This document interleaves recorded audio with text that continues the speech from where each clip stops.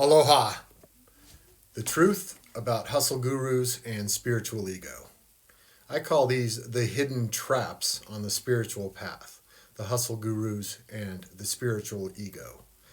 Welcome back to Conscious Creator, where we explore the path of inner transformation, consciousness, energy mastery, and spiritual awakening. I'm Robert Christopher. So today we're going to uncover two major roadblocks, in my opinion, that often look like guidance at first, but secretly hold us back from a genuine awakening. One is the hustle guru, and the other is spiritual ego. So let's go deeper into these two concepts, excuse me, so you can recognize them, navigate them, and find the authentic path of transformation. So what is a hustle guru? I'm sure you've seen or heard of them before, right? A hustle guru promotes constant productivity and constant success, the grind mentality. They teach you that all your worth is based on your achievements. Messages you might hear like work harder, sleep less. Your value is based on what you produce. Success is everything. This lifestyle isn't always toxic, but when it becomes your identity, we now lose connection to our inner world. Now we start living from competition, comparison, pressure, and fear instead of purpose and intuition. So the result, burnout, anxiety, a life that's full but not fulfilled. So what is spiritual ego? This one's a little tricky because it looks spiritual on the surface. The spiritual ego says, I am more awakened than others. I've done more spiritual work. I know more than you. It uses spiritual language, but it still seeks validation and superiority.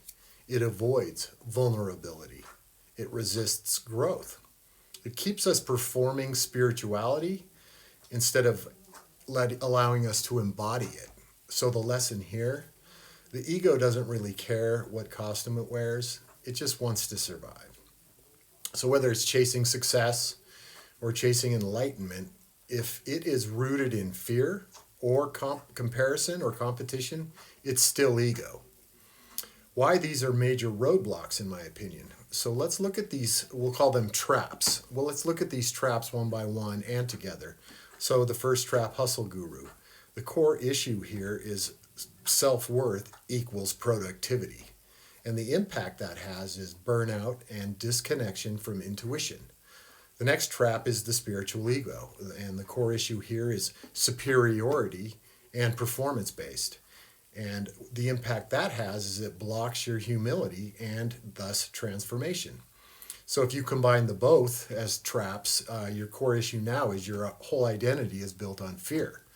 And the impact that has is it prevents genuine awakening. It just stops you in your tracks. So both are distractions from the true spiritual path, which is not about performance, but presence. So how to navigate these traps?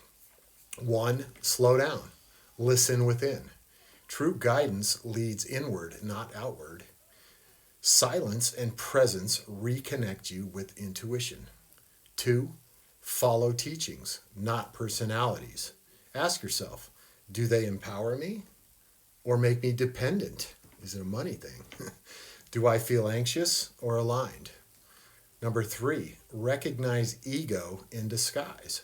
Spiritual ego hates vulnerability, but true growth requires honesty and humility.